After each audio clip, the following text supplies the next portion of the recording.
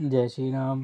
गयो सभा दरबार तब सुमति राम पद कंज सिंह ठवनी तुत चितव धीर बीर बल पुंज लखन सिया रामचंद्र की जय। श्री राम जी के चरण कमलों का स्मरण करके अंगद रावण की सभा के द्वार पर गए और वे धीर वीर और बल की राशि अंगद सिंह की सी एड़ शान से इधर उधर देखने लगे। तुरत निशाचर एक पठावा समाचार रावण ही जनावा सुनत बिहस बोला दस सीसा आनहु बेली कहा करस कीसा। तुरंत ही उन्होंने एक राक्षस को भेजा और रावण को अपने आने का समाचार सूचित किया। सुनते ही रावण हंसकर बोला, बुला लाओ देखे कहाँ का बंदर है। आय सुपाई दूत बहुधाई कपि कुंजर ही बोली लय आई। अंगद दीखे दसानन बैसे सहित प्राण कज्जल गिरि जैसे। आज्ञा पाकर बहुत से दूत दौड़े और वानरों में हाथी के समान अंगद को बुला लाए। अंगद ने रावण को ऐसे बैठे देखा जैसे कोई प्राण युक्त सजीव काजल का पहाड़ हो। भुजा बिटप सिर सिंह समाना रोमावली लता जनुनाना मुख नासिका नयन अरुकाना गिरि कंदरा को अनुमाना। भुजाएं वृक्षों के और सिर के पर्वतों के शिखरों के समान है। रोमावली मानो बहुत सी लताएं हैं। मुंह नाक और नेत्र कान पर्वत की कंदराओं खो के बराबर हैं। गयों सभा मन ने गुण मूरा बल बालित नय अति बल बाकुरा। उठे सभासद कपि कहु देखी रावण उर्भा क्रोध विशेषी। अत्यंत बलवान बाके वीर बालीपुत्र अंगद सभा में गए। वे मन में जरा भी नहीं झिझके। अंगद को देखते ही सब सभासद उठ खड़े हुए। यह देखकर रावण के हृदय में बड़ा क्रोध हुआ। जथा मत्त गज जूत महु पंचानन चली जाई। राम प्रताप सुमरि मन बैठी सभा सिरुनाई। लखन सिया रामचंद्र की जय। जैसे मत वाले हाथियों के झुंड में सिंह निशंक होकर चला जाता है, वैसे ही श्री रामचंद्र जी के प्रताप का हृदय में स्मरण करके वे निर्भय सभा में सिर नवाकर बैठ गए। कह दस कंड कवन तय बंदर मैं रघुवीर दूत दस कंदर मम जा जन जन कही तो ही रही मिताई। तब हित कारण आयूं भाई। रावण ने कहा, रे बंदर तू कौन है। अंगद ने कहा, हे दसग्रीव मैं श्री रघुनाथ जी का दूत हूँ। मेरे पिता से और तुमसे मित्रता थी, इसलिए हे भाई मैं तुम्हारी भलाई के लिए आया हूँ।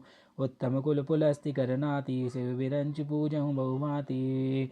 बर पायऊँ कीनहूँ सब काजा जीतहूँ लोकपाल सब राजा।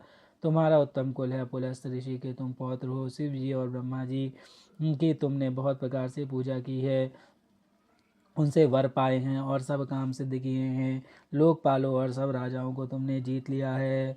निपय विमान मोह बस किम्बा हरियाणु सीता जगदम्बा। अब शुभ कहा सुनहु तुम मोरा सब अपराध क्षमहि प्रभु तोरा। राजमत से या मोहवत से तुम जगत जननी सीता जी को हर लाए हो। अब तुम मेरे शुभ वचन मेरी हित भरी सलाह सुनो। उसके अनुसार चलने से प्रभु श्री रामचंद्र जी तुम्हारे सब अपराध क्षमा कर देंगे। दसन गहूँ तृणकंठ कुठारी परिजन सहित संग निज नारी। सादर जनक सुता करी आगे यहीं विधि चलहूँ तो सकल भय त्यागे। दांतों में तिनका दबाओ, गले में कुल्हाड़ी डाल लो और कुटुंबियों सहित अपनी स्त्रियों को साथ लेकर आदर पूर्वक जानकी जी को आगे करके इस प्रकार सब भय छोड़कर चलो। प्रणत पाल रघुवंश मणि त्राहि त्राहि अब मोई। आरत गिरा सुनत प्रभु अभय करेंगे तो ही। लखन से रामचंद्र की जय।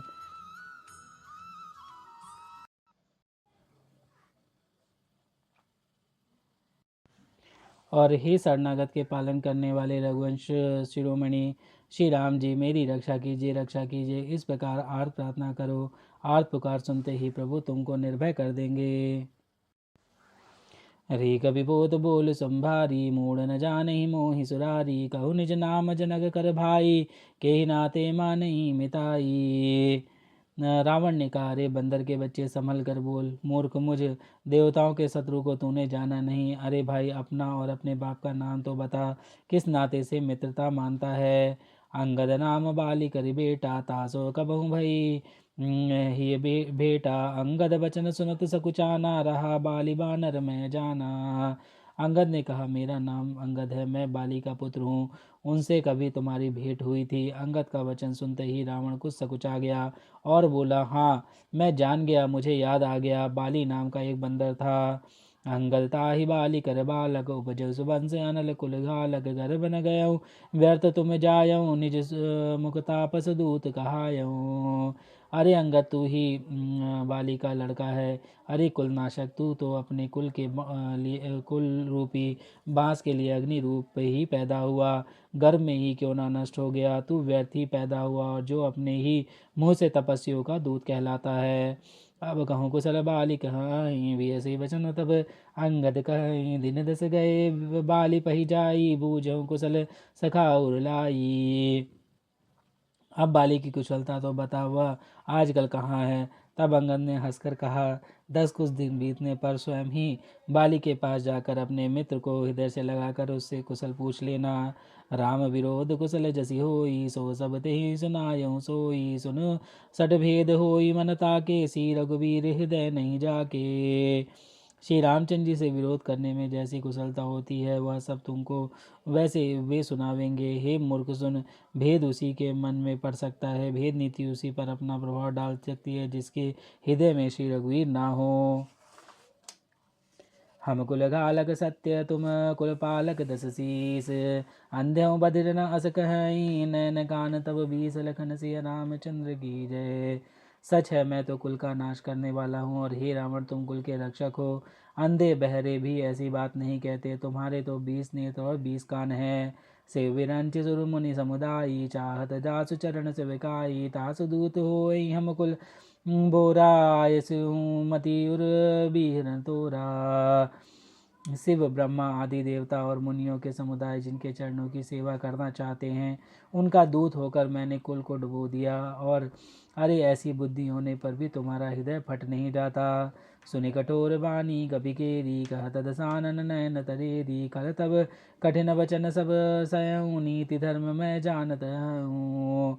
वानर अंगद की कठोर वाणी सुनकर रावण आंखें न तरेर कर तिरछी करके बोला, अरे दुष्ट, मैं तेरे सब कठोर वचन इसलिए सह रहा हूँ कि मैं नीति और धर्म को जानता हूँ, उन्हीं की रक्षा कर रहा हूँ। कह कपि धर्मशीलता तोरी, हम सुनई कृतपय प्रिय चोरी, देख नैन दूत ही रखवारी, बूढ़ न मरहु धर्म व्रतधारी। अंगद ने कहा, तुम्हारी धर्मशीलता मैंने भी सुनी है, वह यह है कि तुमने पराई स्त्री को चोरी की है, और दूत की रक्षा की बात तो अपनी आंखों से देख ली।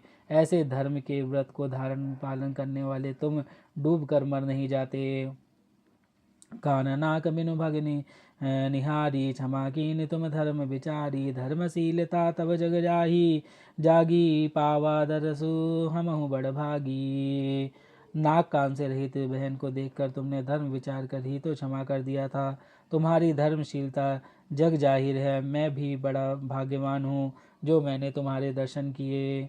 जनि जल पसी जड़ जंतु कपि सठ बिलोक मम बाहु, लोकपाल बल विपुल शशि, ग्रसन हेतु सब राहु, लखन सिया रामचंद्र की जय। रावण ने कहा, अरे जड़ जंतु वानर, व्यर्थ बक बक ना कर। अरे मूर्ख, मेरी भुजाएं तो देख, ये सब लोकपालों के विशाल बल रूपी चंद्रमा को ग्रसने के लिए राहु हैं। पुनि नभ सर मम कर निकर, कमल गए पर करिबास, सोबत भयो मराले इव, शंभु सहित कैलाश, लखन सिया रामचंद्र की जय। फिर तूने सुना ही होगा, आकाश रूपी तालाब में मेरी भुजा रूपी कमल पर बसकर शिव जी सहित कैलाश हंस के समान शोभा को प्राप्त हुआ था। तुम्हारे कटक माज सुनु अंगद, मोसन भी रही कवन जोधा बद, तब प्रभु नारी बिरह बलहीना, अनुजता सुदुख दुखी मलीना। अरे अंगद, सुन, तेरी सेना में बता ऐसा कौन योद्धा है जो मुझसे भिड़ सकेगा। तेरा मालिक तो स्त्री के वियोग में बलहीन हो रहा है, और उसका छोटा भाई उसके दुख से दुखी और उदास है। तुम्हें सुग्रीव कुल द्रुम दो, अनुज हमार भीर अति सो, जामवंत मंत्री अति बूढ़ा, सो की हो सब समरारूढ़ा। तुम और सुग्रीव दोनों नदी तट के वृक्ष हो। रहा मेरा एक छोटा भाई विभीषण, सो वह भी बड़ा डरपोक है। मंत्री जामवंत बहुत बूढ़ा है, वह अब लड़ाई में क्या चढ़ उद्यत हो सकता है। शिल्पी कर्म जान ही नल नीला, है कवि एक महाबलशीला। आवा प्रथम नगर जही जारा, सुनत वचन कह बाल कुमारा। नल नील तो शिल्प कर्म जानते हैं, वे लड़ना क्या जाने। हाँ, एक वानर जरूर महान बलवान है, जो पहले आया था और जिसने लंका जलाई थी। यह वचन सुनते ही बालीपुत्र अंगद ने कहा, सत्य वचन कहूँ निस चरनाहा, साचहु कीस कीन पुरदाहा। रावण नगर अल्प कपिदहि, सुनिय सब वचन सत्य को कहीं। हे राक्षस राज, सच्ची बात कहो, क्या उस वानर ने सच में तुम्हारा नगर जला दिया? रावण जैसे जगदीश योद्धा का नगर एक छोटा सा वानर ने जला दिया। ऐसे वचन सुनकर उन्होंने सत्य कौन कहेगा। जो अति सुबट सरायऊ रावण, सो सुग्रीव करे लघु रावण। चलई बहुत सो वीर न होई, पठवा खबरी लेने हम सोई। हे रावण, जिसको तुम बहुत बड़ा योद्धा कहकर सराह रहे हो, वह तो सुग्रीव का एक छोटा सा दौड़कर चलने वाला हरकारा है। वह बहुत चलता है, वीर नहीं है। उसको तो हमने केवल खबर लेने के लिए भेजा था। सत्य नगर कपि जा रहे हूँ, बिनु प्रभु आय सुपाई। फिरी न गए सुग्रीव बही, तहीं भय रहा लुकाई। लखन सिंह रामचंद्र की जय, पवन सुत हनुमान की जय। उमापति महादेव कौशल किशोर की जय। बाबा विश्वनाथ की जय, माई अन्नपूर्णा की जय। श्री कागभूषणी महाराज की जय। हरे हरे महादेव।